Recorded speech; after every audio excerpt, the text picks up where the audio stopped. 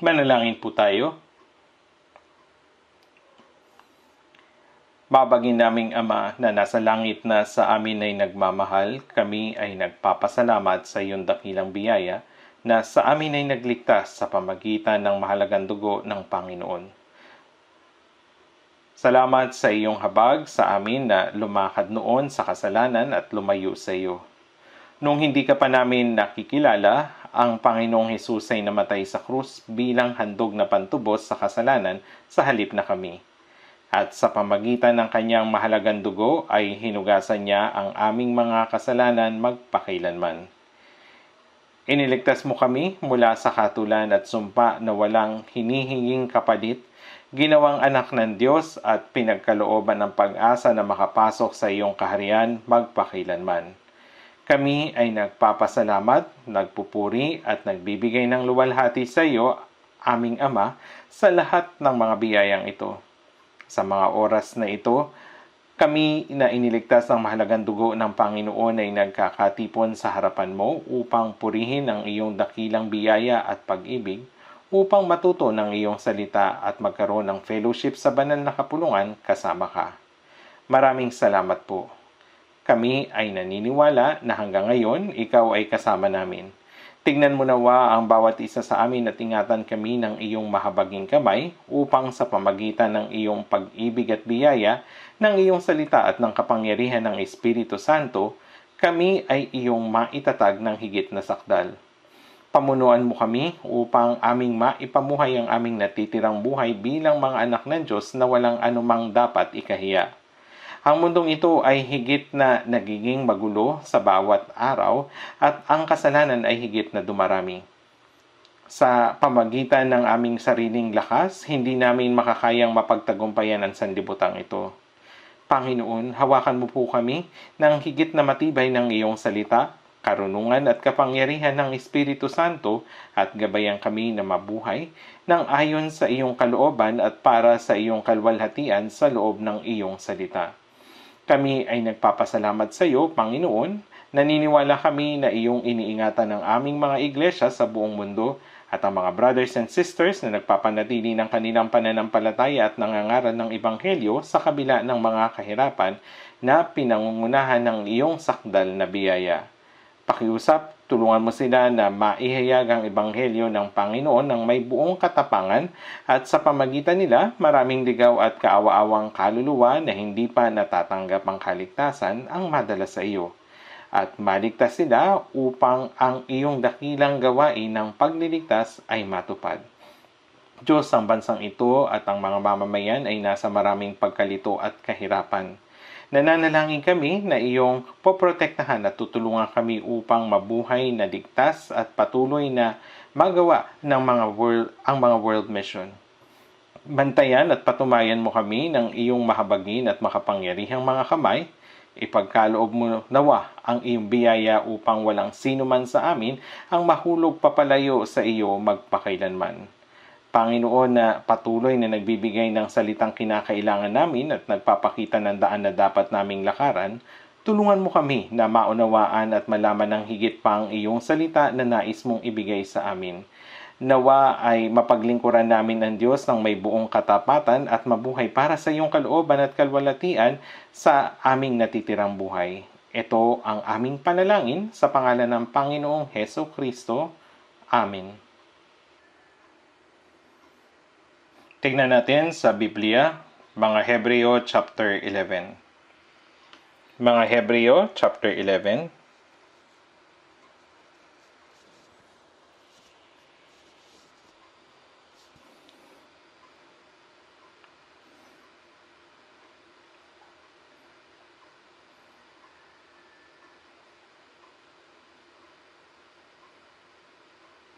Babasahin ko po sa Hebreo chapter 11, verse 4 hanggang 5. Hebreo chapter 11, verse 4 hanggang 5.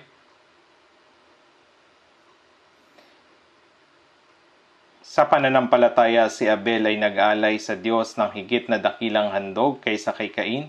Sa pamagitan nito, siya'y pinuri bilang matuwid at ang Diyos ang nagpatotoo sa pamagitan ng pagtanggap sa kanyang mga kaloob.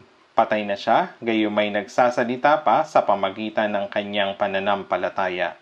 Sa pananampalataya, si Enoch ay dinalang paitaas, ano pa hindi na niya naranasan ang kamatayan, hindi na siya natagpuan sapagkat siya'y kinuha ng Diyos, sapagkat bago siya dinalang paitaas, pinatotohanan na ang Diyos ay nalugod sa kanya. Hanggang dito na lang po. Sama-sama nating pagbulayan ang talatang ito sa pamagat na ang pananampalataya ni Abel at ni Enoch. Ang ninuno ng sangkatauhan, si Adan ay sinuway yung salita ng Diyos dahil sa panunukso ni Satanas sa halamanan ng Eden at pinalayas mula doon dahil sa pagsuway.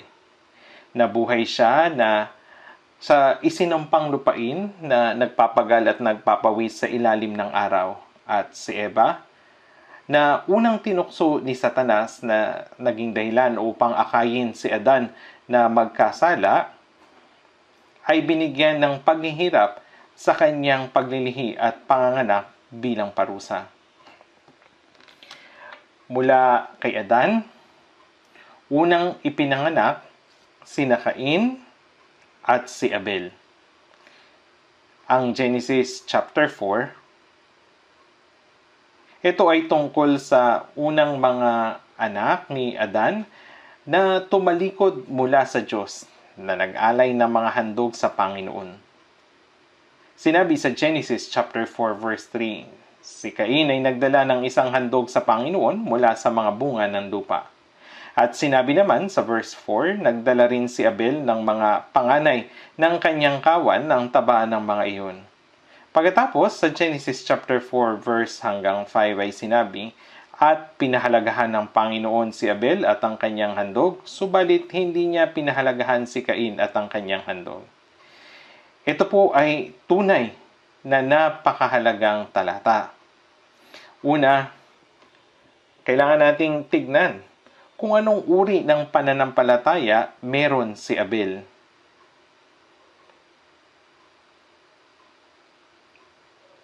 Tinanggap ng Diyos ang kanyang handog at sa paghahandog ng higit na mabuti kaysa kay Cain ay tinanggap ni Abel ang patutuo na siya ay matuwid.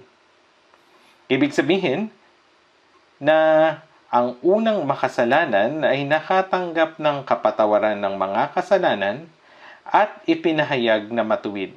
Ito ay kaligtasan.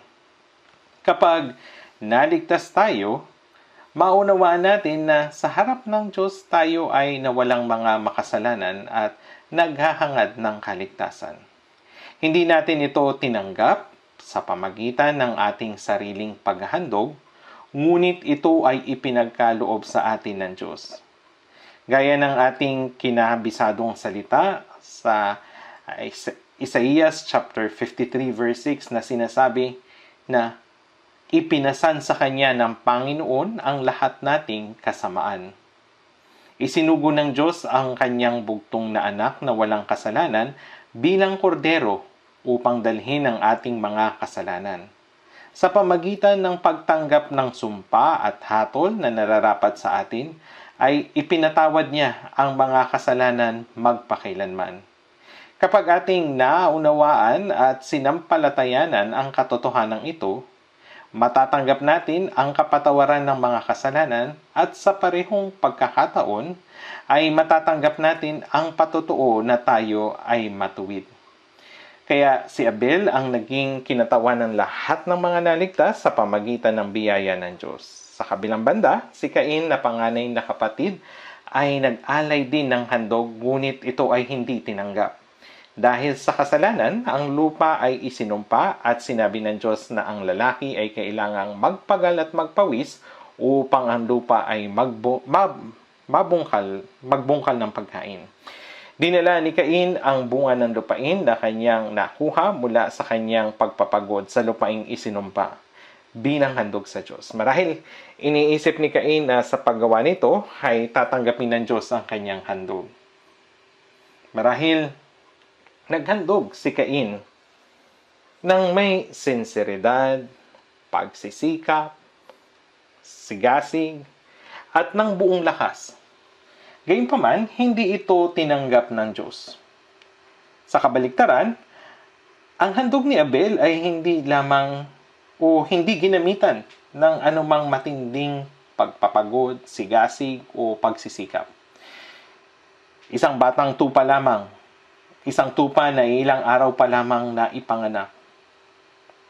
Ito ang inihandog ni Abel sa Diyos at ang katotohanang tinanggap ng Diyos ang handog ni Abel ay isang bagay na tayo na mga ligtas ang nakakaunawa ng malinaw.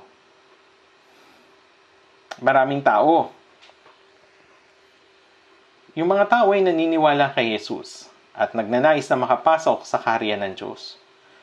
Ngunit habang ang iba ay naniniwala at tunay na naliligtas at tumutungo sa langit, ang iba naman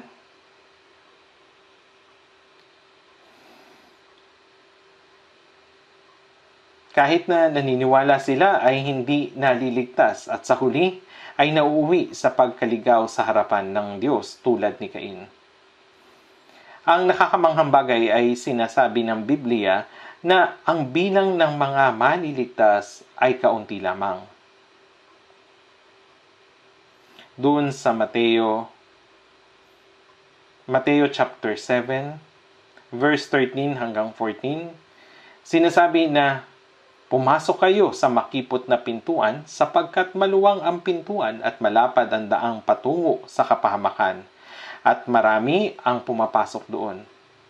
Sapagkat makipot ang pintuan at masikip ang daang patungo sa buhay at kaunti ang nakakatagpo niyon. Tunay na ang mga tao ay lumalakad sa isang landas, ngunit marami ang lumalakad sa maluwang na daan na patungo sa pagkawasak. Ang pintuan na patungo sa buhay ay makipot at ang daan ay mahirap at kakaunti lamang ang nakakatagpo nito." Akala ko dati ito ay patungkol sa pagkakaiba ng mananampalataya at ng hindi mananampalataya. Na ang mga mananampalataya ay dapat mabuhay na higit na madasalin kaysa sa mga hindi mananampalataya.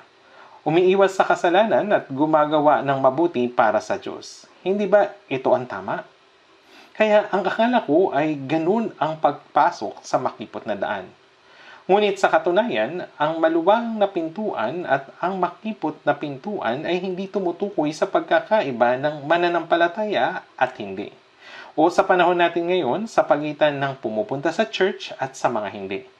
Sa halip, itinuturo ng Biblia na kahit sa mga mananampalataya, mayroong dalawang uri ng tao. Ang maluwang na pintuan at ang makipot na pintuan ay tumutukoy sa pagkakaiba ng mga nasa grupo na nagsasabing mga mananampalataya. Kaya sa Mateo 7:21, hindi lahat ng nagsasabi sa akin, "Panginoon, Panginoon," ay papasok sa kaharian ng langit. Ang mga tumatawag ng Panginoon, Panginoon ay mananampalataya. "Panginoon, Panginoon," sila'y nananalangin at hindi lamang nananalangin, kundi masigasig ding naglilingkod, nagbibigay ng handog, at naglalaan ng kanilang sarili. Maganda sanang ang ganitong mga tao ay makapasok sa langit. Maraming tao ang iniisip na ang pagpunta sa simbahan ay katumbas ng pananampalataya. Kapag tinanong mo sila, "Naniniwala ka ba kay Jesus?" sasabihin nila, "Oo, naniniwala ako." Pag tinanong, "Saan ka nagpupunta?" sabihin nila, "Pumupunta ako sa simbahan." Hindi ito tungkol sa pumupunta ka sa simbahan o hindi, kundi tunay ka bang naniniwala? Naligtas ka na ba? Pumupunta naman ako kaya hindi mo na ako paniniwalaan. Kung nagsisikap ako, hindi ba't ibig sabihin ay mabuti ang aking pananampalataya? Napakaraming tao ang may ganitong maling paniniwala na hindi nila naunawaan ang kaloob ng Diyos. Sa Lucas chapter 13, sinabi ni Jesus, "Magsikap kayong pumasok sa makipot na pintuan sapagkat sinasabi ko sa inyo na marami ang magsisikap na pumasok at hindi makakapasok." Ang mga naghahangad na makapasok ay yung mga nananampalatayang mapupunta sa langit. Ngunit marami pong mga tao na nagsisikap na makapasok at gustong pumunta sa langit, ngunit talagang hindi sila makapasok. Ngayon ita ay talagang kamangha-mangha. Hindi lahat ng nagsasabi sa akin, Panginoon, Panginoon, ay papasok sa kaharian ng langit, kundi ang gumaganap ng kalooban ng aking Ama na nasa langit. Tinanong ko yung isang matandang miyembro ng simbahan na masigasig sa pananampalataya, ikaw ba ay ligtas na? Sinabi niya, oo, sa palagay ko ay makakapunta ako sa langit. Pero hindi lahat ng nagsasabi sa akin, Panginoon, Panginoon, ay papasok sa kaharian ng langit, kundi ang gumaganap ng kalooban ng aking Ama na nasa langit. Ginagawa mo ba ang kalooban ng Diyos? Ang sabi niya, oo. Dapat ko itong gawin. Sisikapin ko. Oo. Gaano mo kailangang pagsikapan para makapasok sa langit? Sabi niya, kailangan kong gawin ang lahat ng aking makakaya. Malaki ang kanyang pagkakamali sapagkat hindi iyon ang kalooban ng Diyos. Sa Juan 6:40, sapagkat ito ang kalooban ng aking Ama, na ang bawat nakakakita sa anak at sa kanya'y sumasampalataya ay magkaroon ng buhay na walang hanggan. Kaya't hindi kalooban ng iyong Ama na nasa langit nang isa sa maliliit na ito ay mapahamak. Sinabi niya na hindi kalooban ng Diyos na kahit ang pinakamaliit na makasalanan ay mapahamak sa harap ng Diyos. Kaya't hindi ba't ibinigay ng Panginoon sa lahat ang biyaya ng kaligtasan? Mabuti man ang iyong ginagawa o ikaw man ay nagkasala, pareho kang hahatulan, ngunit inako ni Jesus ang mga kasalanan ng buong mundo at namatay sa krus. Tulad ng sinabi dun sa unang Juan 2:2, siya ang kabayaran para sa ating mga kasalanan. Ang pakikipagkasundo sa Diyos ay nangangahulugan noon tayo'y naging kaaway ng Diyos dahil sa kasalanan. Sa Roma 8:7, sapagkat ang kaisipan ng laman ay pagkabuot laban sa Diyos. Pagkabuot sa Diyos. Oo, dahil sa kasalanan, ngunit sa pamamagitan ng kamatayan ni Jesus sa krus, tayo na dating mga kaaway ay ipinagkasundo sa Diyos. Kaya nga, sinasabi sa Kolosas 1 na ginagawa ang kapayapaan sa pamamagitan ng dugo ng kanyang krus. Ang kaaway ay pinagkasundo sa Diyos sa pamamagitan ng kamatayan ni Jesus sa krus at sa kapangyarihan ng kanyang dugo. Pinatawad niya ang ating mga kasalanan. Ang biyaya ay nangangahulugang si Jesus ang tumanggap ng sumpa at hatol na nararapat sa atin. Namatay sa krus, nagdanak ng kanyang dugo, at pinatawad ang ating mga kasalanan magpakailanman. Ang pag-ibig ng Diyos ay mas dakila kaysa sa aking mga kasalanan. Ang kapangyarihan ng dugo ng Panginoon ay mas makapangyarihan kaysa sa anumang kasalanan ng tao at walang sino man ang hindi maaring patawarin. Sa unang Juan 2:2, siya ang kabayaran para sa ating mga kasalanan at hindi lamang para sa atin kundi para din sa kasalanan ng buong sanlibutan. Sinasabi na pinatawad niya hindi lamang ang mga kasalanan ng mga mananampalataya, kundi pati rin ang mga kasalanan ng lahat ng makasalanan sa mundo, kabilang ang mga hindi nananampalataya. Ang sino mang makakaunawa sa biyayang ito at mananampalataya ay maliligtas. Kaya nga, sa Juan 3:16, sapagkat gayon na lamang ang pag-ibig ng Diyos sa sanlibutan na ibinigay niya ang kanyang tanging anak. Ang pagbibigay ng bugtong na anak ay nangangahulugang ibinigay ng Diyos ang kanyang kaisa-isang anak na walang kasalanan bilang handog para sa kasalanan gaya ng isang kordero. Ang sino mang sumasampalataya sa kanya ay tumutukoy sa paniniwala sa biyayang iyon, upang ang sino man sa kanyang sumampalataya ay huwag mapahamak kundi magkaroon ng buhay na walang hanggan. Ang ating kaligtasan ay ganap na bunga ng biyaya ng Diyos.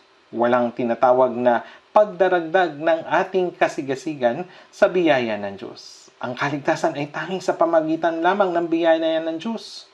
Katotohanang sinasabi ko sa inyo, ang nakikinig ng aking salita at sumasampalataya sa Kanya na nagsugo sa akin ay may yaong nakikinig sa salita at sumasampalataya sa pag-ibig ng biyaya ng Diyos na nagsugo nito ay may buhay na walang hanggan at hindi na darating sa katulan kundi lumipat na sa buhay mula sa kamatayan. Kapag naunawaan mo yung biyayang iyon, hindi lamang ang makasalanang nakatakdang mapahamak ang tatanggap ng kapatawaran ng kasalanan, kundi ikaw ay ililipat mula sa landas ng kamatayan patungo sa landas ng buhay. Napakaraming salita sa Biblia ang nagsasabi tungkol sa biyaya ng Diyos. Ang tunay na nakapagtaka ay kahit ngayon maraming taong nagsasabing sila'y nananampalataya, ngunit para sa kanila ang pagpunta sa simbahan ay pananampalataya na. At yung pagsisikap ay tanda ng mabuting pananampalataya. May mga taong iniisip na kung magsisikap ka, mapupunta ka sa langit at kung hindi ka gagawa ng mabuti, mapupunta ka sa impyerno. Si Cain ay maaring naghandog ng pinakamainam sa mga ani na kanyang itinanim sa pamagitan ng sarili niyang pagsisikap, pawis at sinseridad sa Diyos. At siya'y nanalangin, Diyos, ako'y nagsikap at nagpagod upang ihanda ang handog na ito para sa iyo at ito'y aking pinatabaan ng husto. Malamang na inalay niya ang pinakamainam na ani sa Diyos. Diyos, ang handog na ito ay naglalaman ng aking sinseridad, sigasig at lahat ng meron ako. Pakiusap, tanggapin mo ito. Marahil ay ganun ang kanyang panalangin, ngunit hindi ito pinakinggan ng Diyos. Ang dahilan ay kahit gaano ka pa kasigasig at katapat ang isang tao, dahil sa kasalanan, siya ay naging kaaway ng Diyos sa kanyang kalikasan. At hindi ito matatanggap ng Diyos. Ang mga ani ay bunga ng paggawa ng tao sa lupang isinumpa dahil sa kasalanan. Ngunit hindi tinanggap ng Diyos ang anumang bagay na isinumpa niya. Hindi ito naunawaan ni Cain. Paanong nalaman ni Abel? Sa pananampalataya ay naghandog si Abel sa Diyos ng higit na dakilang handog kaysa kay Cain, at siya ay pinatotohanan na siya ay matuwid. Paanong naghandog si Abel ng mas mabuting handog kaysa kay Cain? Ang sagot ay sa pamamagitan ng pananampalataya. Ano ang kanyang pinaniwalaan sa pamagitan ng pananampalataya? Si Cain ay masigasig, nagsumikap, sincero at nagpagal, ngunit wala siyang pananampalataya. Ang pananampalataya ay hindi tungkol sa pagsusumikap, kundi ang mahalaga ay kung sino ang pinaniniwalaan ko at ano ang pinaniniwalaan ko. Tulad ng mababasa sa Colosas chapter 1 verse 6. Mula ng araw na inyong marinig at maunawaan ang biyaya ng Diyos sa katotohanan. Kapag naunawaan mo ang biyaya ng Diyos, saka ka mananampalataya.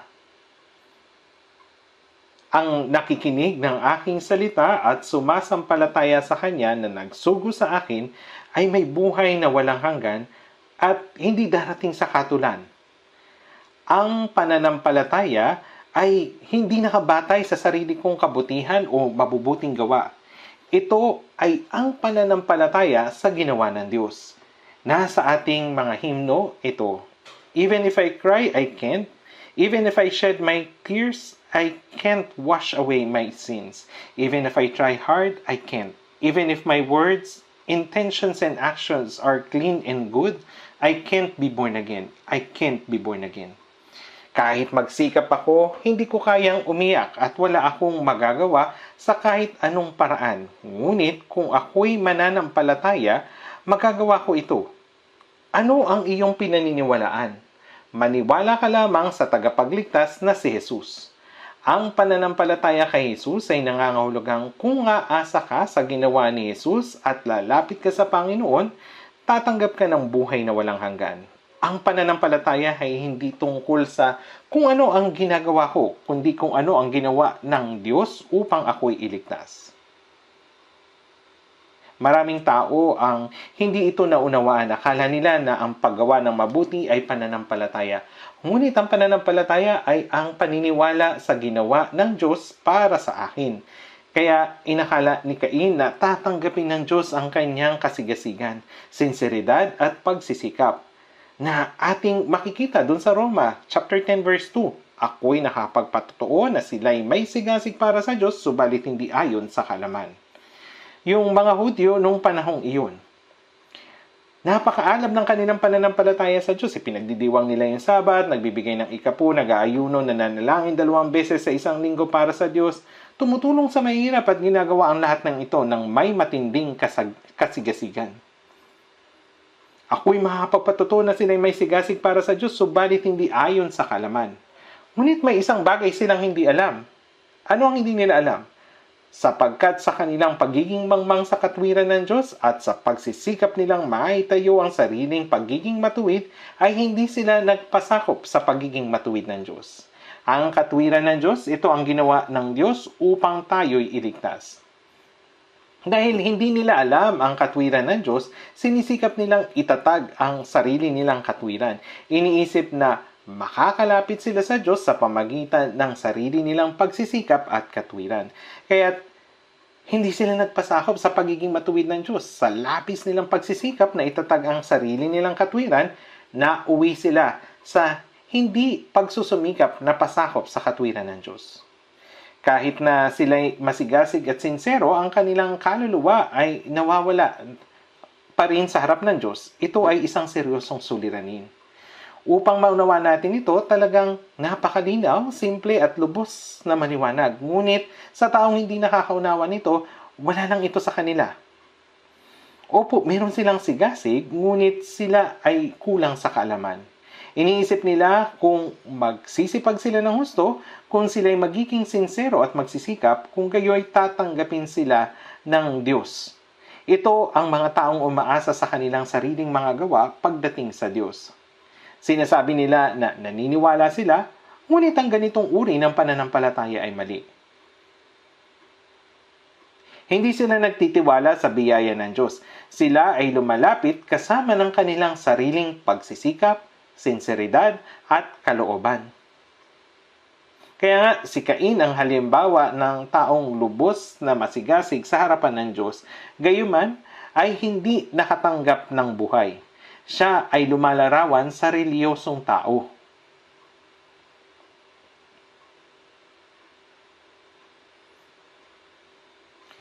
Sa Roma chapter 3 verse 20, Roma chapter 3 verse 20, Roma chapter 3 verse 20. Basahin natin ng sabay-sabay. Sapagkat sa pamamagitan ng mga gawa ng kautusan ay walang tao na itinuturing na ganap sa paningin niya, sapagkat sa pamamagitan ng kautusan ay ang pagkakilala ng kasalanan. Sa pamamagitan ng mga gawa ng kautusan, walang sino mang magiging matuwid sa harapan ng Diyos sa pamamagitan ng mahigpit na pagsunod sa kautusan. Kung gayon, bakit ibinigay ang kautusan? Hindi ito binigay upang ating sundin at maging matuwid sa harapan ng Diyos. Ito ay binigay upang tulungan tayong maunawaan ang ating mga kasalanan. Kapag pupunta ka ng ospital, binibigyan ka nila ba agad ng gamot at operasyon? Hindi po. Sinusuri ka muna nila. Ang pagsusuri ay napakahalaga. Kapag nakuha na ang tamang diagnosis, saka ka lamang mabibigyan ng gamot o ooperahan. Iyon ang kasunod. Ngunit, hindi ito ang bagay na ikaw lamang ang gagawa. Ang doktor ang gagawa nito para sa iyo. Pareho lang sa kautusan. Hindi ito ibinigay upang tayo ay ituring na matuwid sa pamagitan ng pagsunod dito. Ito ay ibinigay upang maunawaan natin ang ating kasalanan.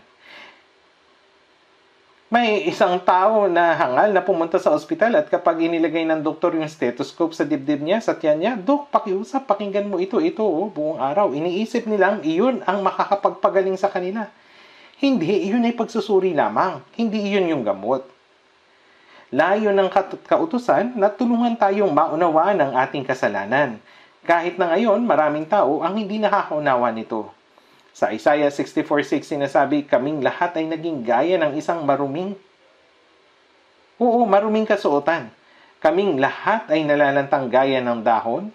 Itinatangay kami ng aming mga kasamaan na parang hangin.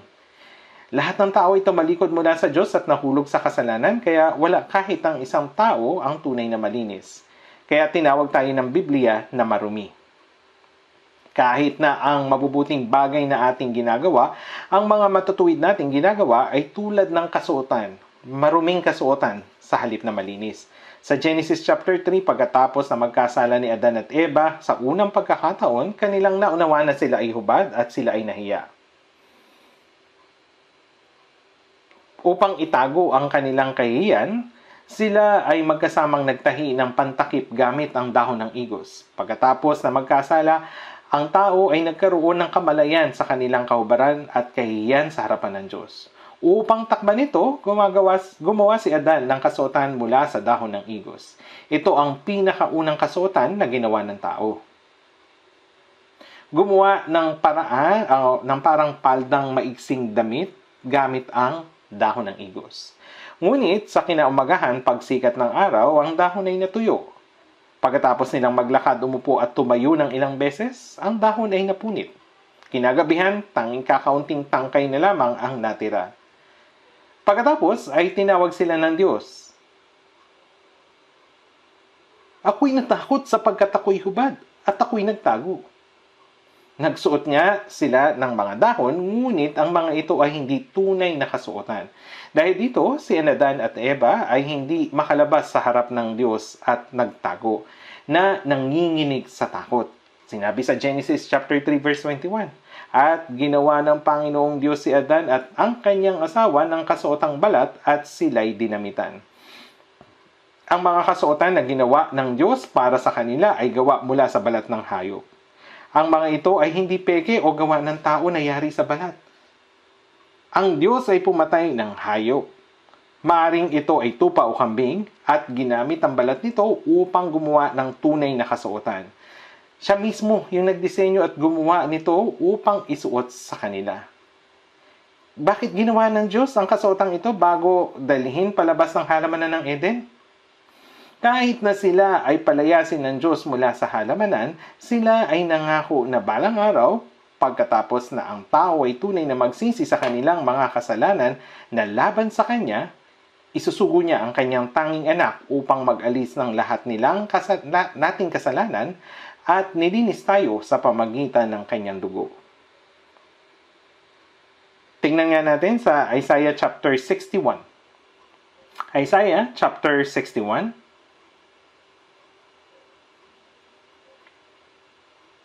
Isaiah chapter 61 verse 10. Isaiah chapter 61 verse 10. Pag nakita po ninyo, basahin po natin ito ng sabay-sabay.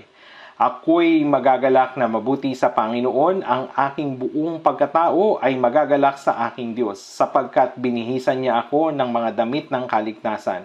Kanyang tinakban ako ng balabal ng katwiran, gaya ng lalaking ikakasal na ginagayahan ang sarili ng palamuting bulaklak at gaya ng babaeng ikakasal na nagagayahan ng kanyang mga hiyas.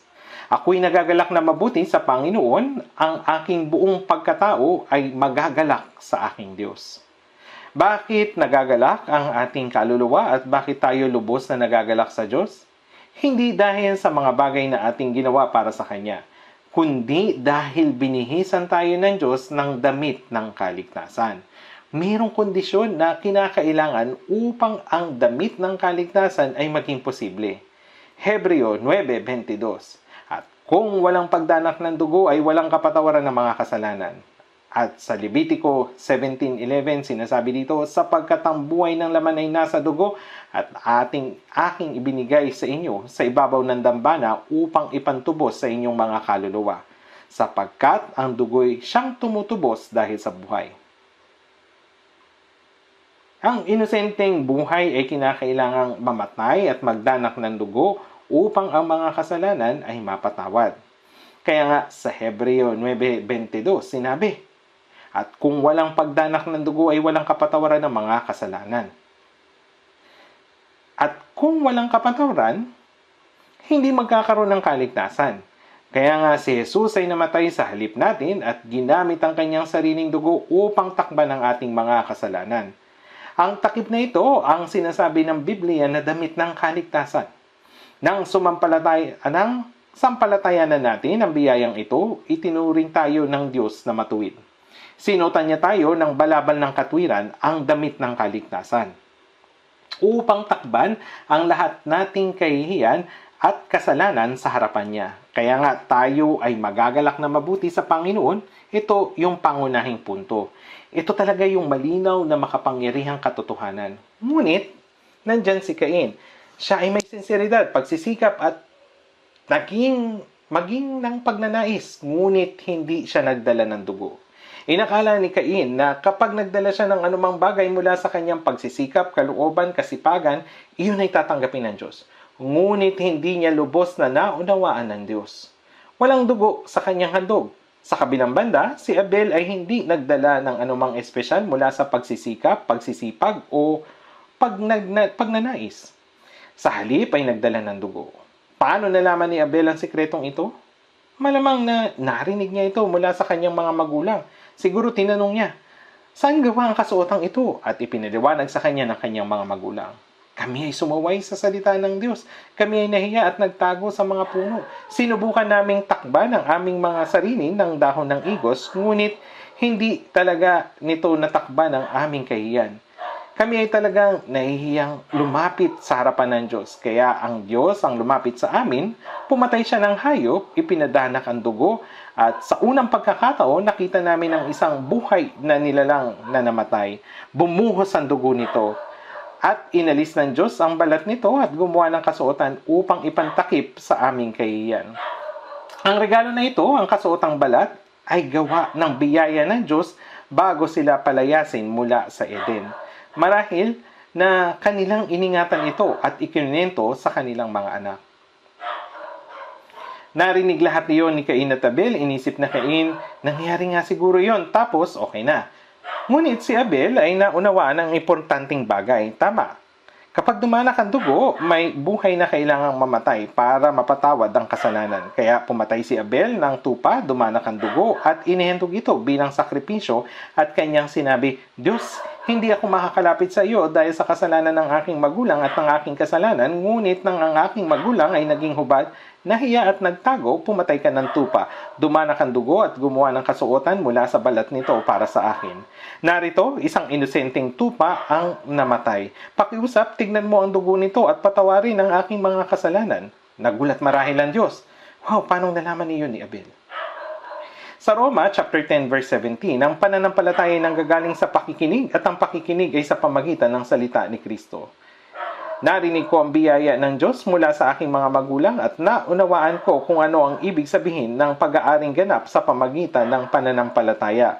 Kaya si Cain ay pumunta dala ang kanyang sariling pagsisikap, sinseridad at sigasig, ngunit si Abel ay pumunta na dala ang pagtitiwala sa biyaya ng Diyos, ang biyaya ng habag at kapatawaran. Sa Lucas 18, wala na po tayong oras, kaya mabilis ko na lamang po itong sasabihin. Mayroong isang pariseo at isang maniningil ng buwis. Yung pariseo ay pumunta sa templo, itinaas ang kanyang kamay at nanalangin at nakatingin sa langit. Diyos, pinasasalamatan kita na hindi ako gaya ng ibang mga tao. Tinaas niya yung kanyang kamay at sinabi na hindi katulad ng mga tao na mangingikil, di makatarungan, mga ngalunya, at gaya ng maniningil ng buwis na ito. 2 ulit ako nag-aayuno sa isang linggo, nagbibigay ako ng ikapo sa lahat ng aking kinikita.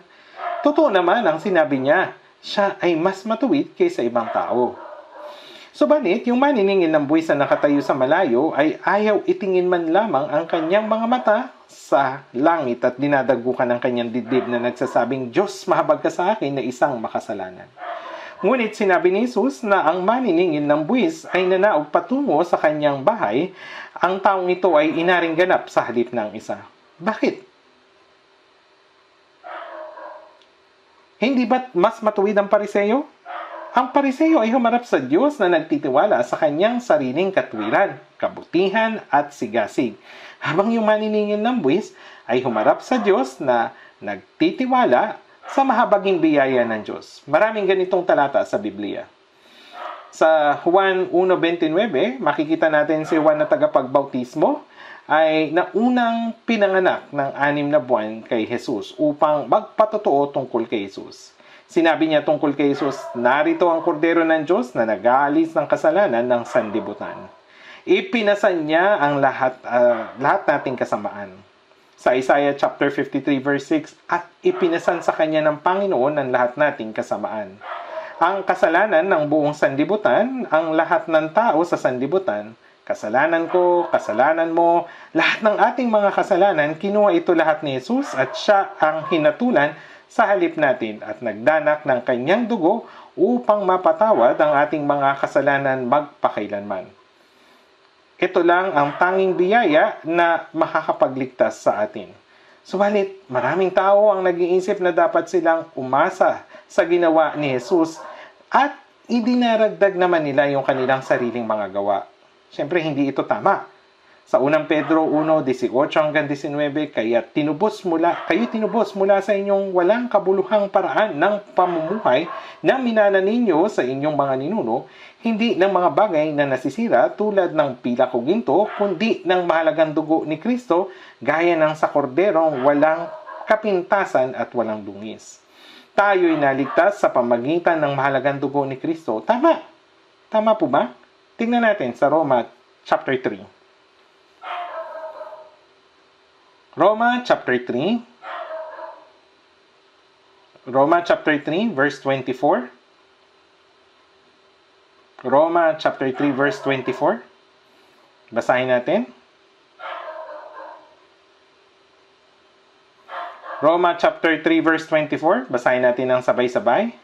At itinuturing na ganap ng kanyang biyaya bilang kaloob sa pamagitan ng pagtubos na kay Kristo Jesus. Ng kanyang biyaya bilang kaloob sa pamagitan ng pagtubos na kay Kristo Jesus. Ang salitang pagtubos ay nangangahulugang pagbabayad sa kabayaran ng kasalanan sa halip natin.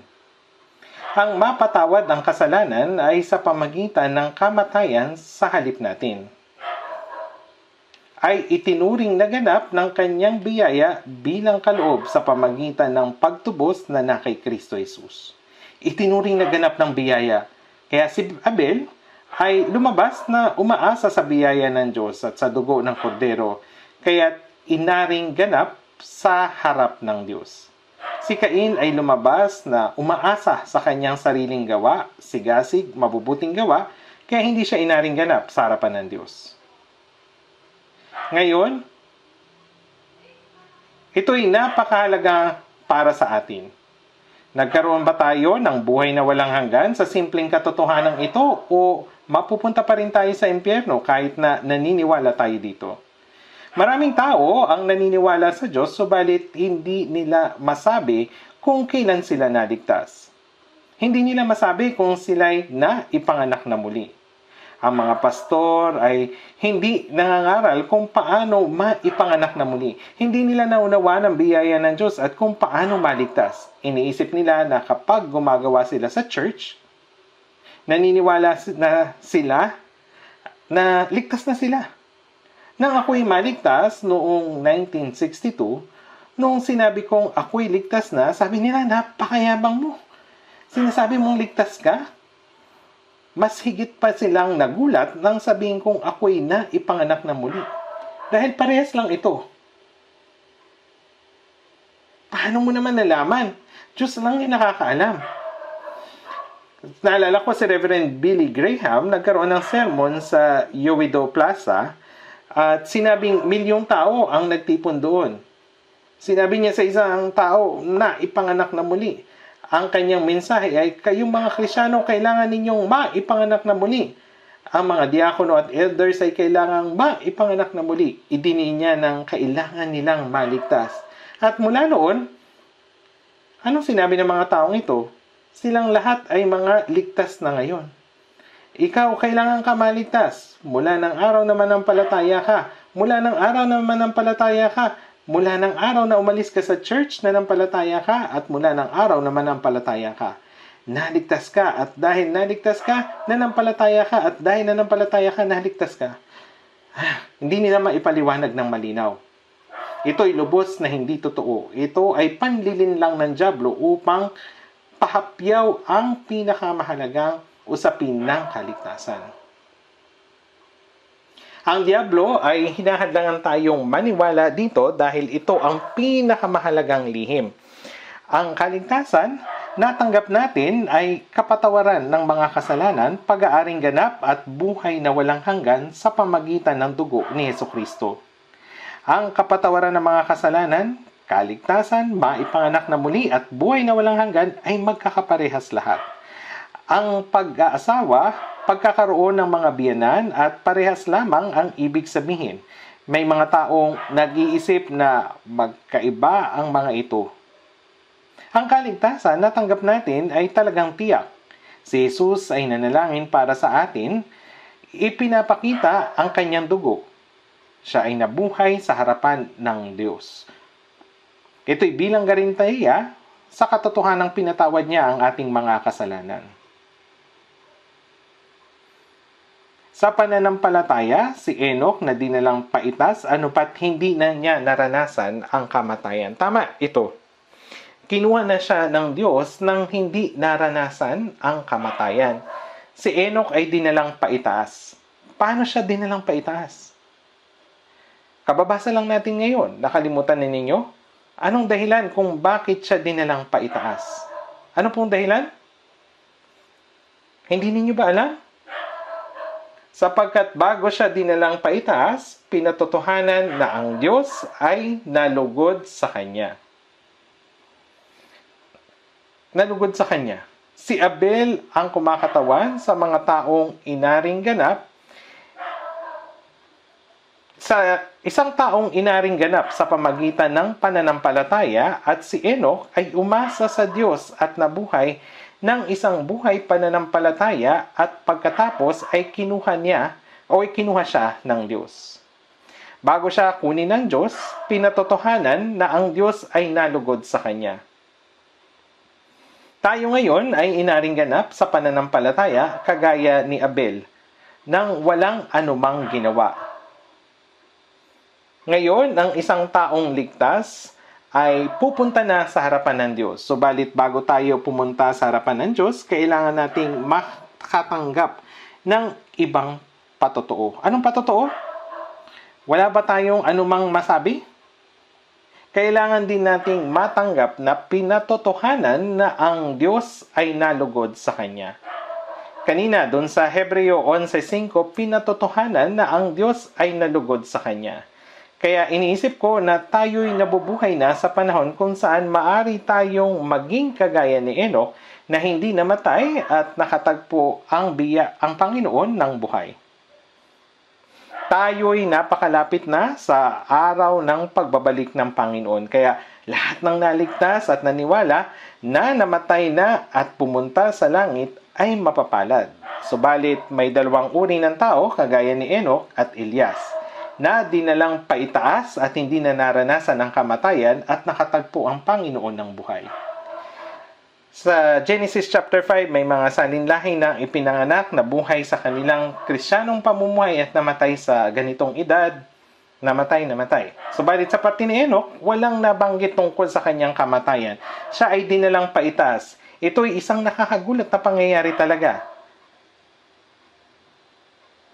Kaya ang isang tao'y makakapunta sa Diyos, buhay man o patay, subalit pagkatapos ng kamatayan, mahirap malaman kung ang isang taong hindi mananampalataya ay pumunta sa langit o sa impyerno, tama? Subalit si Enoch ngayon ay nabuhay ng matagal bago ang baha. Sa Genesis chapter 5, si Enoch ay lumakad na kasama ang Diyos ng 300 taon, nagkaanak pa siya ng lalaki at mga babae. Hindi siya lumakad kasama ang Diyos sa pamagitan ng pag-akyat sa mga bundok upang mag-ayuno at manalangin. Lumakad siya kasama ng Diyos sa pamagitan ng pagkakaroon ng pamilya at sa mga anak na nabubuhay kagaya rin niyang iba. Lumakad si Enoch na kasama ng Diyos at hindi na siya natagpuan sapagkat siya'y kinuha ng Diyos. Ito ang unang beses na ipinakita sa atin ng Diyos na ang tao'y makakapunta sa kaharian ng Diyos.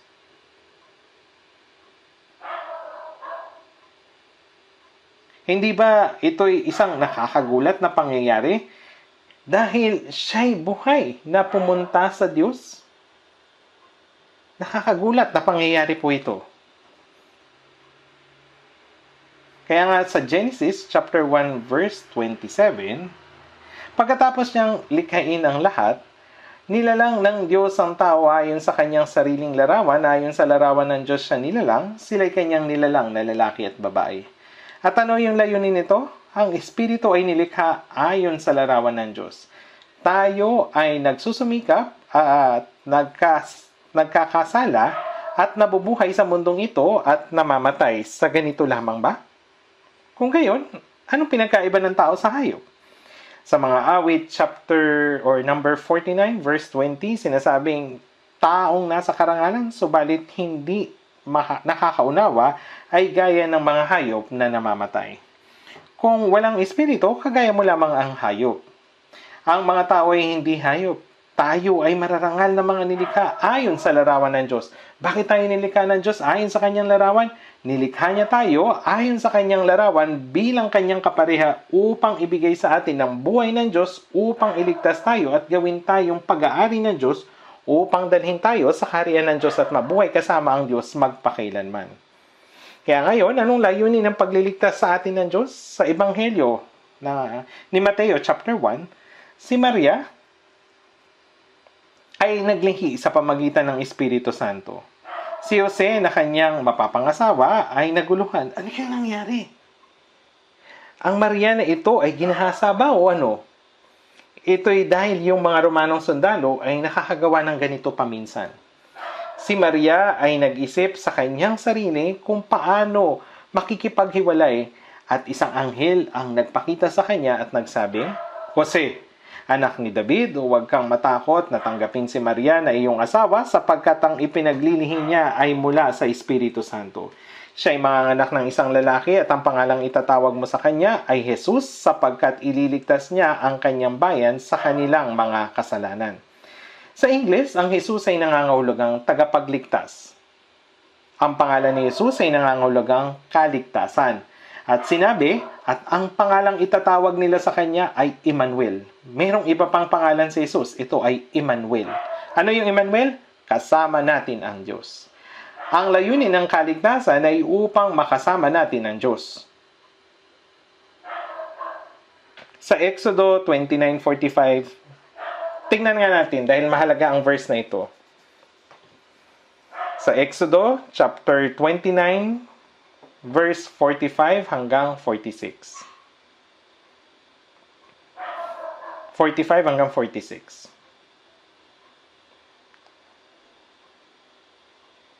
Basahin natin ng sabay.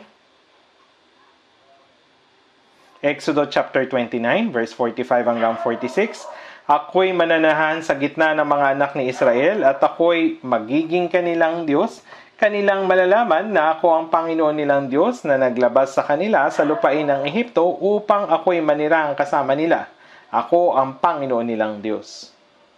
Ang mga Israelita ay ang piniling bayan ng Diyos, ngunit pumunta sila sa Ehipto at naglingkod sa Paraon. Sila ay naging mga kahabag-habag na alipin sa loob ng 400 years. Sinabi na nilikha ang tao ayon sa larawan ng Diyos. Gayunpaman, bago makapaglingkod sa Diyos, ang tao ay masama at hindi makakapaglingkod sa Diyos. Walang kapayapaan sa puso at walang pag-asa. Ang mga Israelita ay hirap na hirap sa paggawa sa Ehipto.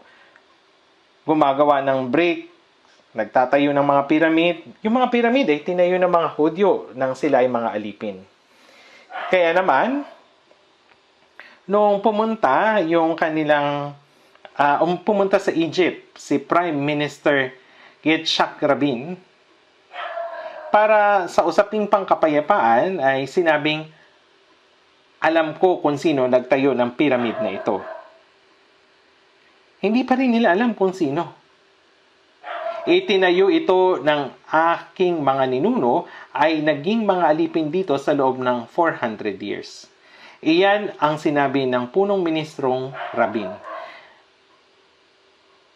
Tinignan ko ang isang history book at sinabi doon na itinayo ng mga Hudyo ang pyramid nang sila ay naging alipin sa loob ng 400 years at itinayo ang Store City, Ramesses, at ginawa ang lahat ng hirap sa pagtatayo ng pyramid na iyon.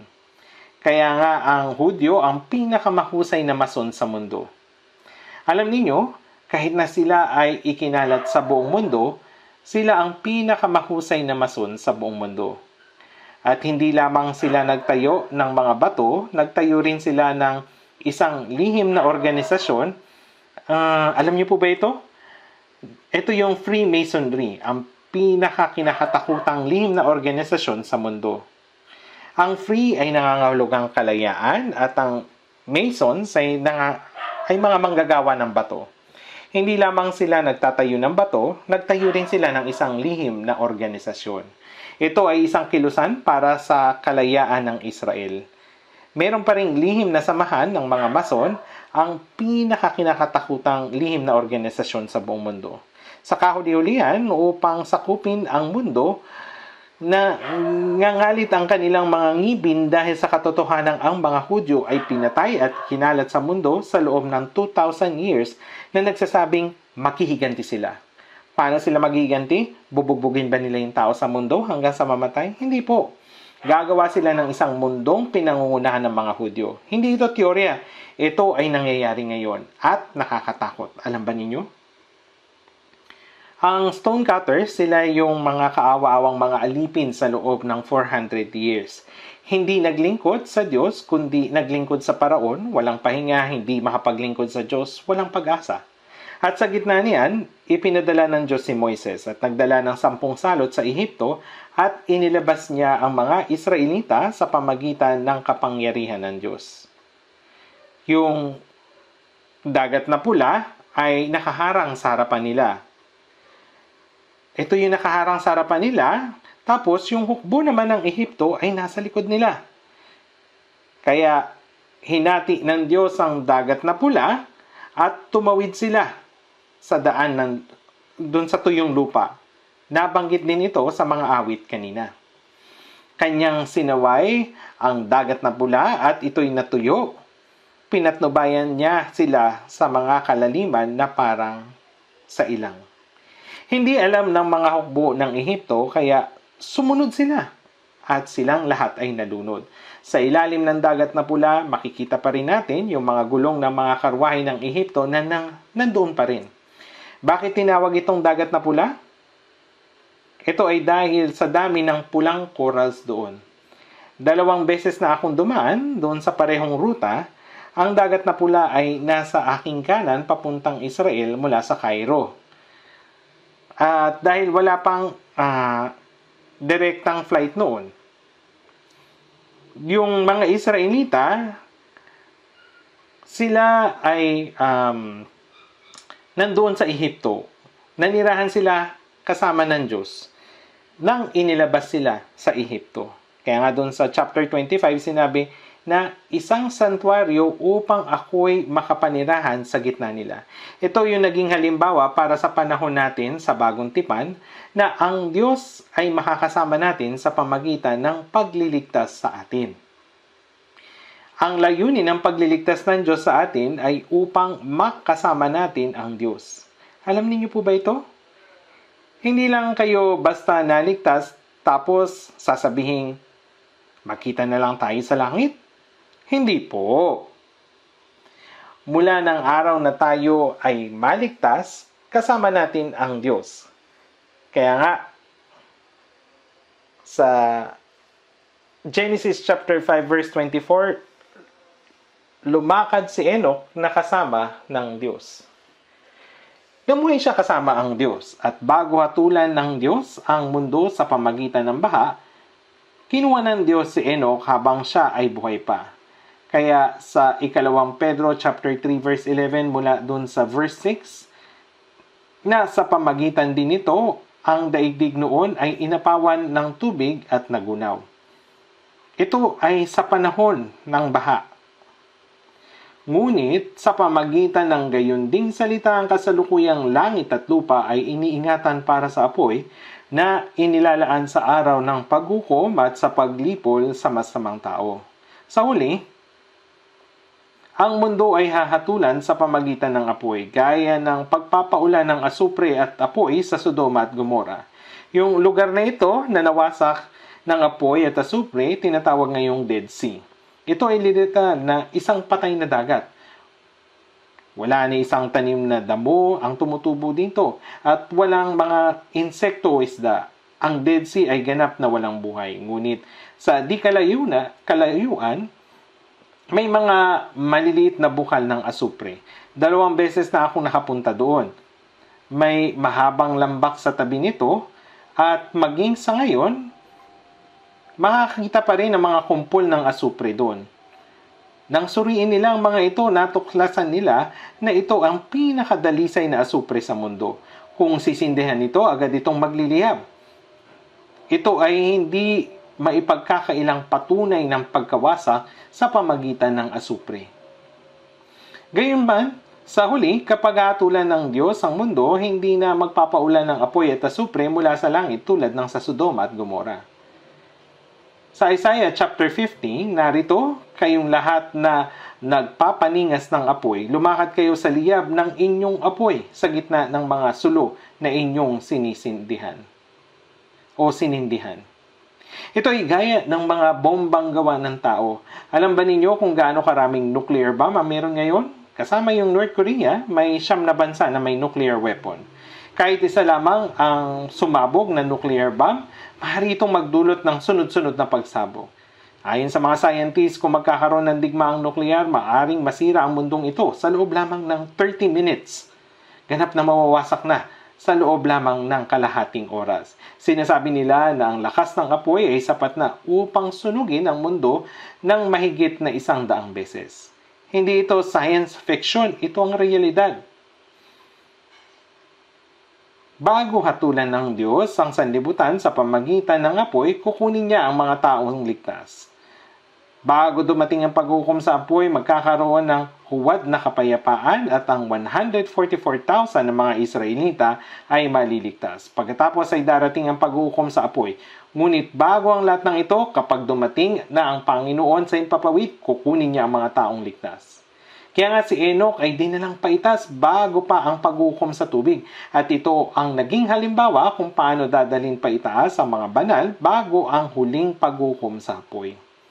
Kaya may 2 pupunta sa bukid, ang isa'y kukunin at ang isa'y iiwan. May 2 babaeng magtatrabaho sa isang gilingan, ang isa'y kukunin at ang isa'y iiwan.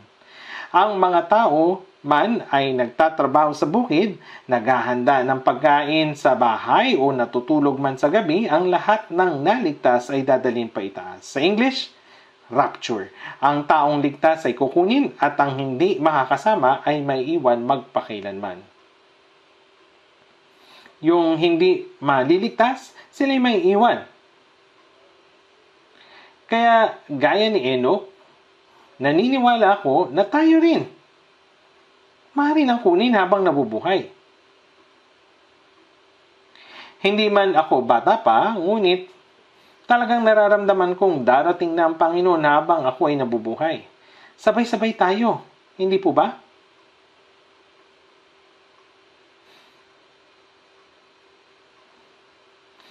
Gaya ng Enoch, tayo ay maaari nang kunin habang nabubuhay. Opo. Sabay-sabay tayo, hindi po ba? Sabi ng ilang kapatid sa akin, Pastor, huwag kang munang mauna sa amin. Sabay-sabay tayo. Oo naman, sabay-sabay tayo. Sama-sama nating isabuhay ang natitira nating buhay at sama-sama tayong dadalhin pa itaas. Kapag tayo ay naligtas, ang Panginoon ay kasama natin habang nabubuhay tayo sa mundong ito. Ang Diyos ay lumalakad kasama natin.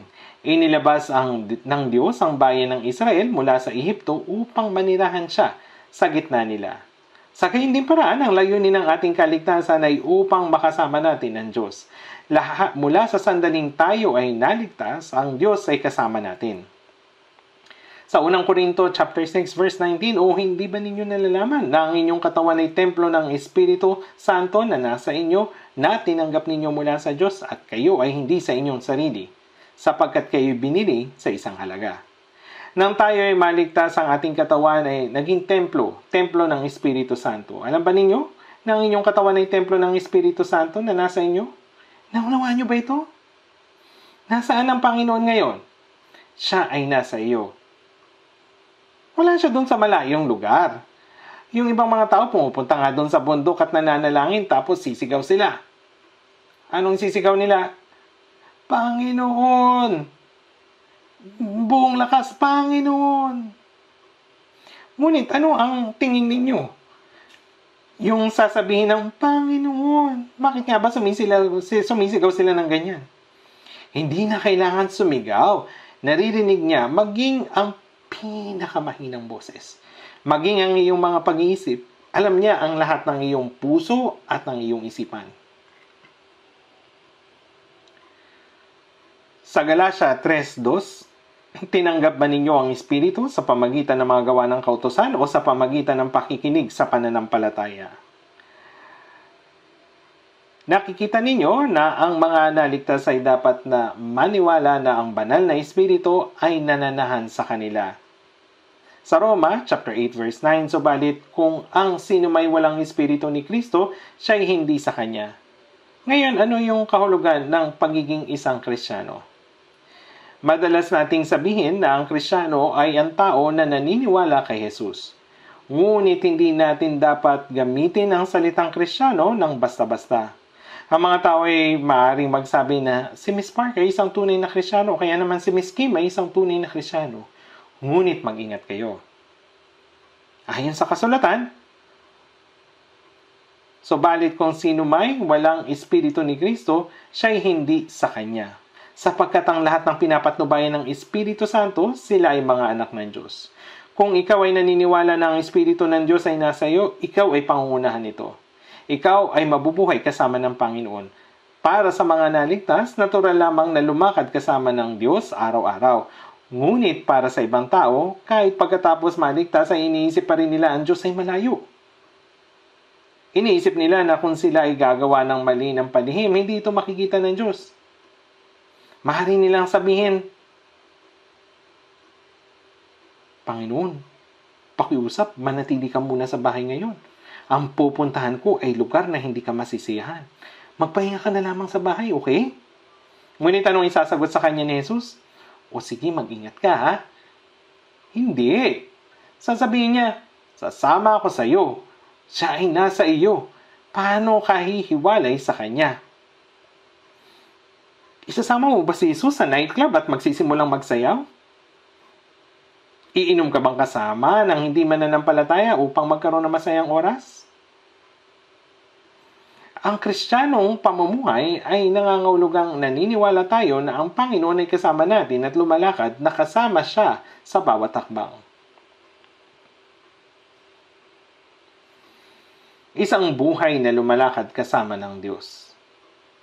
Ang Panginoon ay kasama natin. Alam ninyo ang Galatia 2:20, tama ba? Galatia 2:20, ako'y ipinakong kasama ni Kristo. Ano yung kahulugan nito? Nangangahulugan nito na nang ang Panginoon ay namatay, kinuha niya yung ating mga kasalanan, kaya't nang siya ay namatay, ako rin ay namatay. Hindi lamang ang kasalanan ko ang namatay, kundi ako rin ay namatay. Ako'y ipinakong kasama ni Kristo. Doon sa krus, ganap na hinarap ni Jesus ang lahat nating kasalanan. At hindi na ako ang nabubuhay, kundi si Kristo ang nabubuhay sa akin. Ngayon, hindi na ako ang nabubuhay, kundi si Kristo ang nabubuhay sa akin. Siya ngayon ay naninirahan sa akin at naging Panginoon ng aking buhay. Noon ako ay nabubuhay ayon sa nais ko. Ayon sa aking sariling kalooban, ang aking katigasan ng ulo. Sa sarili kong pamamaraan. Ngunit hindi na ngayon. Ngayon, ang Panginoon ng aking buhay. Ang Panginoon na nasa akin. At hindi na ako nabubuhay, kundi si Kristo ang nabubuhay sa akin. Ang Panginoon na umibig sa akin, na nagbigay ng kanyang buhay para sa akin, ay nabubuhay ngayon sa akin. At ako ay nabubuhay sa pananampalataya sa Kanya. Nangangahulugan ito na nabubuhay kami na magkasama sa Panginoon. Nararamdaman ninyo ba ito? Ito ba ay totoo sa inyo? Dapat ninyo itong tunay na paniwalaan, kaya tayo ay nabubuhay sa bawat araw kasama ng Panginoon. Sa Juan 14:20, sa araw na iyon ay malalaman ninyong ako'y nasa aking Ama at kayo'y nasa akin at ako'y nasa inyo. nang ako ay naligtas, ay ito ang nangyari sa akin. Ako at ang Panginoon ay hindi magkakahiwalay. Ang tao na ito ay Kristiyano. Ang kahulugan ng pangalan ni Jesus ay kaligtasan. Ito rin ang Emmanuel. Ano ulit ang Emmanuel? Kasama natin ang Diyos. Iniligtas ako ng Panginoon upang makasama ako. Ang Diyos ay kasama mo habang nabubuhay ka sa mundong ito. Kasama natin ang Panginoon. Opo, ang pangalang itatawag mo sa kanya Emmanuel, nang ibig sabihin ay kasama natin ang Diyos. Tingnan nga natin. Sa Apokalipsis chapter 21 verse 1. Basahin natin.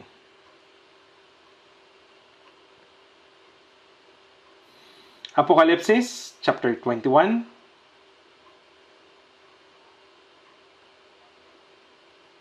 verse 1.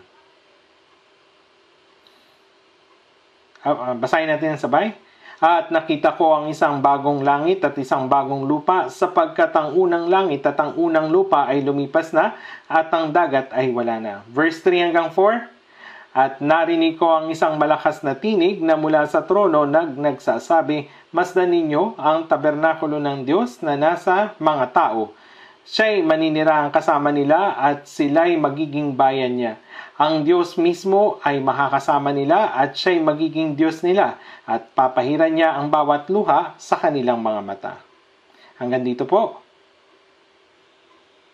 At nakita ko ang isang bagong langit at isang bagong lupa. Ito yung langit. Yung mundo na ating tinitiran ngayon ay mawawala pagdating ng panahon na tayo ay pupunta sa bagong langit at bagong lupa. Masdan ninyo yung tabernakulo. Ang mga tao, ang ipinanganak sa mundo na ito ay umiiyak. Di ba?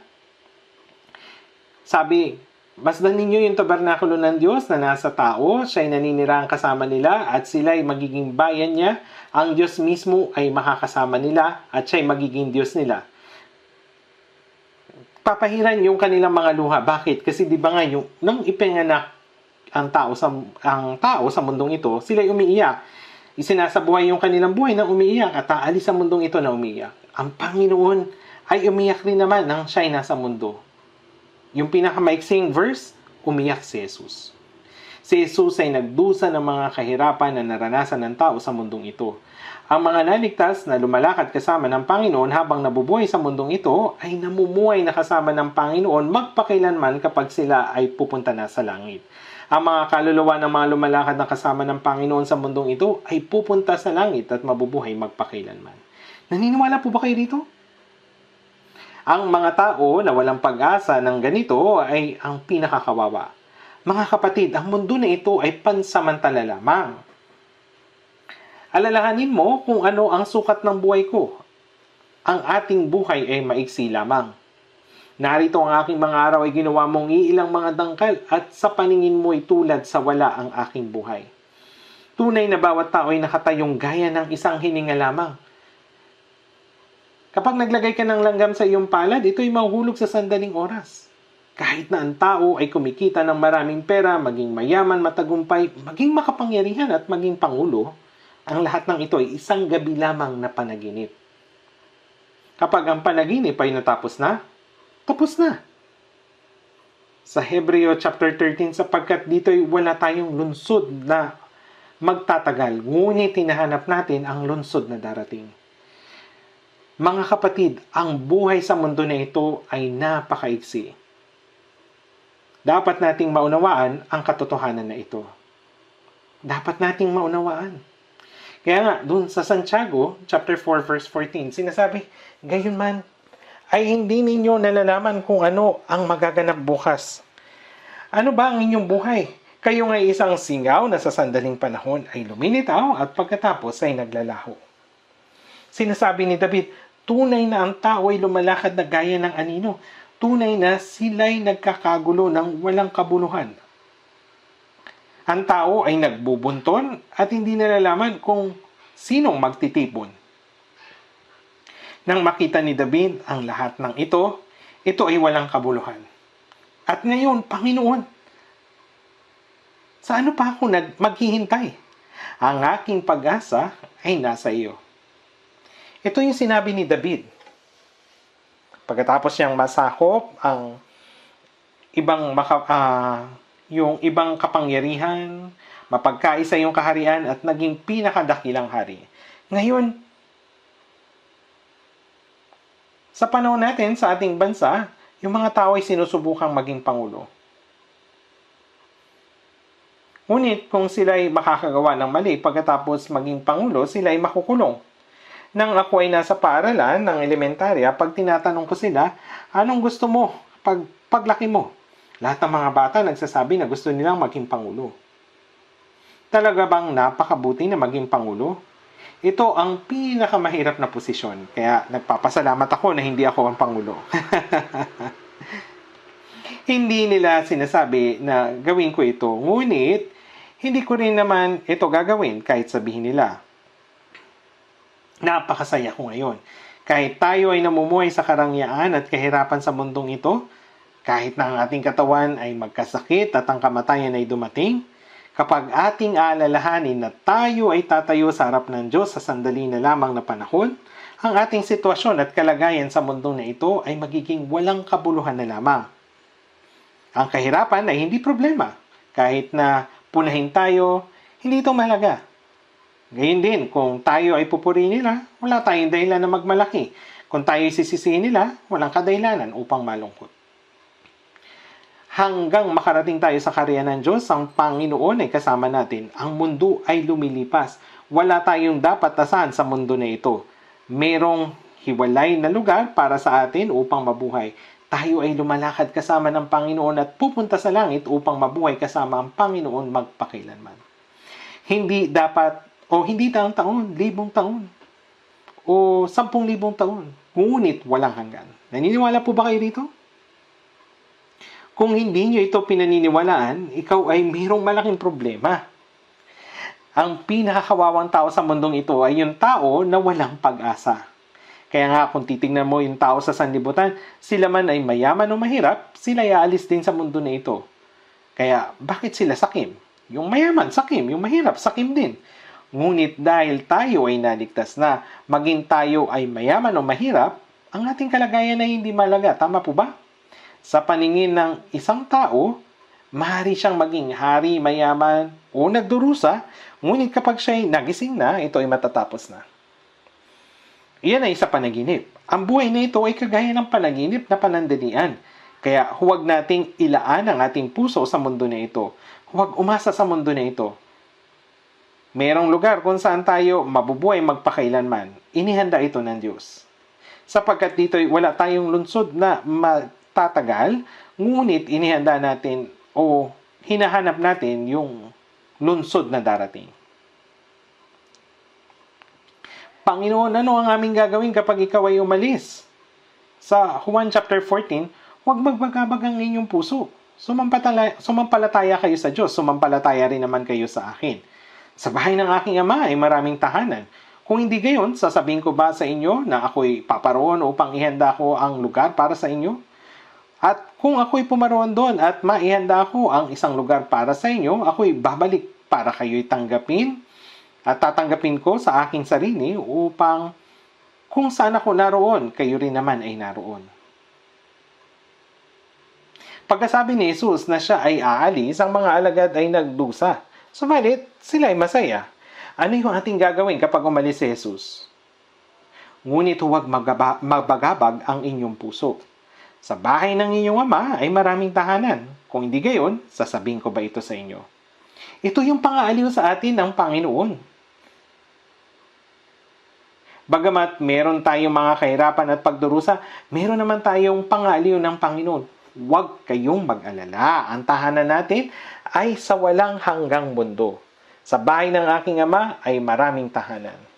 Napag-isipan ninyo na po ba kung gaano kaganda yung langit? Hindi ito maikukumpara sa anuman sa mundo. Gaano nga kaganda ang langit? Sa Hebreo 1:14, ang ikatlong bahagi ng mga anghel ay bumagsak kay Lucifer at naging diablo. at naging mga anghel na pupunta sa impyerno at natira naman yung 2/3 na mga ito. Hindi ba silang lahat ay mga espiritong nasa banal na gawain na sinugo upang maglingkod sa kapakanan ng mga magmamana ng kaligtasan? Ang mga hindi bumagsak na anghel at naligtas ng tapat ay ang mga lingkod para sa atin. Sila yung mga nanatiling tapat. Alam ninyo bang may guardian angel ang bawat ligtas? Pinaniniwalaan nyo ba ito? Hindi po ito kasinungalingan. Lahat ng mga salita ng Diyos na nakasulat sa Biblia ay totoo. Tumanak ang dugo ni Jesus at namatay para sa mga makasalanan, hindi para sa mga anghel. Kapag ang isang anghel ay bumagsak, katapusan na nila yon. Ang layunin ng pagkakalikha ng anghel at ng mga tao ay magkaiba. Tayo ay mga anak ng Diyos. Ang anghel ay hindi maaring maging anak ng Diyos, kundi mga espiritong maglilingkod. Tayo na mga ligtas ay ang mga asawang ikakasal kay Kristo. Yung mga anghel, hindi maaring maging asawa ni Kristo. Kaya sinusuri ng mga anghel ang ating kaligtasan at maaari silang mainggit at magulat. Kaya ang langit ay lugar na makakapiling natin ang Diyos magpakailanman. Ang mundong ito ay lugar na lumalakad ang mga tao kasama ang Diyos. Tingnan po natin sa Mikas. Dapat nating tapusin ito kaagad. Sa Mikas 6:8 sa Lumang Tipan. Mikas chapter 6 verse 8.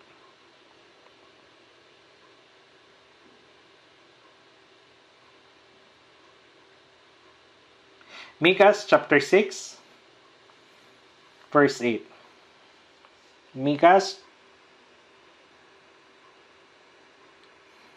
chapter 6 verse 8. Basahin natin ito ng sabay-sabay.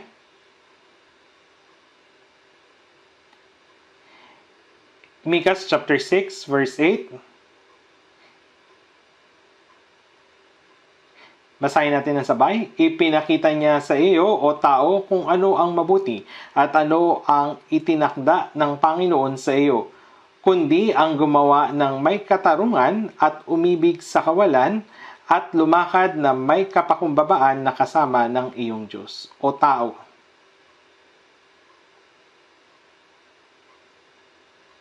Ito yung salita ng Diyos para sa mga taong ligtas.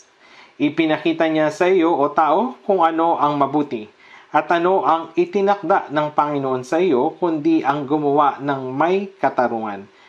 Ayon sa kalooban ng Diyos, umibig sa kaawaan. Ibig sabihin, dapat tayong gumawa ng may pag-ibig ng Diyos at lumakad ng may kapakumbabaan na kasama ng iyong Diyos. Lumakad kasama ng Diyos. Iniisip ng Diyos na ito ay mabuti. Ang mga ligtas ay dapat na lumakad kasama ng Diyos. Sa Mateo 28:29, sinabi ito ni Jesus nang umakyat siya sa langit. At turuan silang sundin ang lahat ng mga bagay na inutos ko sa inyo. At narito ako'y kasama ninyo palagi hanggang sa katapusan ng panahon. Ipinangako niya na makakasama natin ang Panginoon hanggang sa katapusan ng mundo habang ang mga ligtas ay nabubuhay sa mundong ito. Sa Isaiah 41:10, huwag kang matakot sapagkat ako'y kasama mo. Sinabi niya na hindi niya tayo iiwan. Yung mga taong lumalakad kasama ng Diyos ay nabubuhay ng banal mula sa kasalanan. Sinabi ng Ama, kayo nga'y magpakabanal sapagkat ako'y banal. Sa halip, yamang banal lang sa inyo'y tumawag, maging banal naman kayo sa lahat ng paraan ng pamumuhay. Ang lumakad kasama ng Diyos ay paghiwalay sa kasalanan. Dahil ang Diyos ay banal at dapat din tayong maging banal, kaya ang buhay na lumalakad kasama ng Diyos ay buhay na nabubuhay sa katapatan at buhay na umaasa sa Diyos sa lahat ng bagay. Sa lahat ng iyong mga lakad, siya iyong kilalanin at itutuwid niya ang iyong mga landasin. Sa lahat ng iyong mga lakad, siya iyong kilalanin. Ibig sabihin, dapat tayong umasa sa Diyos palagi. Pakiusap, kausapin mo ang Diyos. O Diyos, tama ba ito? O hindi? Kung may usapin, kausapin mo ang Diyos. Kausapin mo po ang Diyos. Opo. Pagkatapos, malalaman ng Diyos ang ating puso at tutulungan niya tayo. Dapat nating ipaalam sa Diyos ang lahat. Sa ganito natin kinikilala ang Diyos sa lahat ng bagay. Ganito ang paglakad kasama ang Diyos. Tama po ba? Hindi ito paglakad ayon sa sarili nating paraan. Sa Marcos 7:6, iginagalang ako ng bayang ito ng kanilang mga labi, subalit ang kanilang puso ay malayo sa akin. Sino ang hindi makakapagsalita gamit ang bibig? Kahit sino ang makakapagpuri gamit ang labi, bagamat hindi sila nabubuhay ayon sa kalooban ng Panginoon. Kung ngayon, maging ang kanilang pagpupuri ay kasinungalingan. Sa Lucas 6:46, bakit tinatawag ninyo akong Panginoon, Panginoon, ngunit hindi ninyo ginagawa ang sinasabi ko? Bagamat tumatawag sila ng Panginoon, Panginoon, kung hindi naman nila ginagawa ang sinasabi niya, ibig sabihin, binabaliwala nila ang Panginoon. Dapat nating irespeto ang Panginoon na nasa atin. At dapat natin siyang bigyang lugod. Tama po ba? Kung bibigyan natin ng lugod ang Panginoon, tutulungan niya tayong malugod ang Panginoon. Opo. Bagamat gusto kong maikli lamang yung isermon, pero medyo napahaba pa rin, no? Hanggang dito na lamang po. Nang si Jesus ay babautismuhan at umahon mula sa tubig, itong minamahal kong anak, sa kanya ako lubos na nalulugod. Ito yung salita ng Diyos, hindi lamang kay Jesus, kundi pati na rin sa mga ligtas na banal. Tingnan po natin, isa pa pong talata. Juan chapter 8.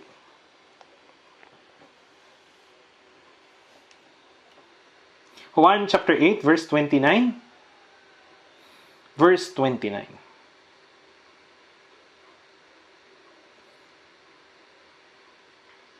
Basahin natin ang Juan chapter 8 verse 29. Basahin natin. At siya na nagsugo sa akin ay kasama ko. Hindi niya ako pinababayaang nag-iisa, sapagkat lagi kong ginagawa ang mga bagay na nakakalugod sa kanya. Si Jesus ay naparito sa sanlibutan bilang nag-iisang anak, bilang anak ng Diyos. Nabuhay siya sa loob ng 33 taon at siya ay nagsugo sa akin ay kasama ko. Hindi niya ako pinabayaang nag-iisa sapagkat lagi kong ginagawa ang mga bagay na nakakalugod sa kanya. Ang buhay ng paglakad natin kasama ng Diyos ay ang buhay na nagbibigay lugod sa Diyos, na inaalam kung ano ang kalugod-lugod sa Panginoon. Sinabi niya na dapat nating alamin kung ano ang buhay na nakakalugod sa Diyos. Ito ang dapat na layunin ng ating buhay. Kaya naman sa Galatia chapter 1 verse 10. Galatia chapter 1 verse 10.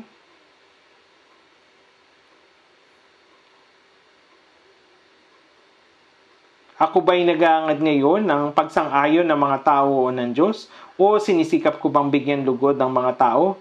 Kung ako'y nagbibigay lugod pa rin sa mga tao, hindi na sana ako naging alipin ni Kristo. Kaya sinabi ni Apostol Pablo sa 2 Korinto chapter 5 verse 9, kaya't maging nasa tahanan o malayo sa tahanan, ang aming mithiin ay bigyan siya ng kasiyahan. Sinabi rin ni Apostol Pablo, kaya't maging nasa tahanan o malayo sa tahanan, ang aming mithiin ay bigyan siya ng kasiyahan. Dun sa Efeso chapter 5 verse 10, na inaalam kung ano ang kalugod-lugod sa Panginoon. Sinabi niya na dapat natin itong alamin. Napakaraming bagay ang nasa Biblia. Dapat nating alamin ang mga bagay na nakakalugod sa Diyos. At dapat din tayong mabuhay na binibigyan lugod ng Diyos katulad ni Jesus. Iniligtas tayo ni Jesus at ang kanyang buhay ay halimbawa para sa lahat ng mga ligtas na Kristiyano. Ating mapapatunayan na tayo ay mga taong nakakapagbigay lugod sa Diyos bago niya tayo kunin gaya ni Enoch. Dapat tayong mamuhay ng lumalakad kasama ng Diyos, na binibigyan lugod ang Diyos hiwalay sa kasalanan. Pag-isipan natin ng mas malalim ang bagay na ito at dapat nating pag-isipan kung paano mabigyang lugod ang Diyos. Dapat nating mapatunayan at mamuhay ng nakakalugod sa Diyos. upang mapatunayan kung alin ang mabuti at kasiyasiya at lubos na kalooban ng Diyos. Manalangin na po tayo. Mahabagin naming Amang Diyos, kami ay napalayo sa Diyos at gumawa noon ng kasalanan. Subalit nahabag ka po sa amin at ang aming Panginoong Hesus ang tumanggap ng sumpa at katulan na nararapat sa amin. Salamat po, Panginoon, sa iyong dakilang biyaya na nagligtas sa amin. Ang aming mga puso at espiritu ay sa iyo, kaya hinihiling po namin na makapamuhay kami ayon sa kalooban ng Panginoon. Pakiusap, gabayan mo po kami na makapamuhay ng nakakalugod sa Diyos para sa kalwalatian ng Diyos, maging kami man ay kumakain, umiinom o anuman ang aming ginagawa. Kaya kami po ay taimtim na naghihintay sa araw ng pagdating ng Panginoon, sa gayon ay makapamuhay kaming kasama ng Diyos magpakailanman sa walang hanggang kaharian. Pakiusap, ingatan mo po ang mga ligtas na kapatiran at tulungan mo po nawa kami na makapamuhay para sa kalooban ng Diyos. Lahat ng ito ay aming panalangin sa pangalan ng Panginoong Hesukristo. Amen.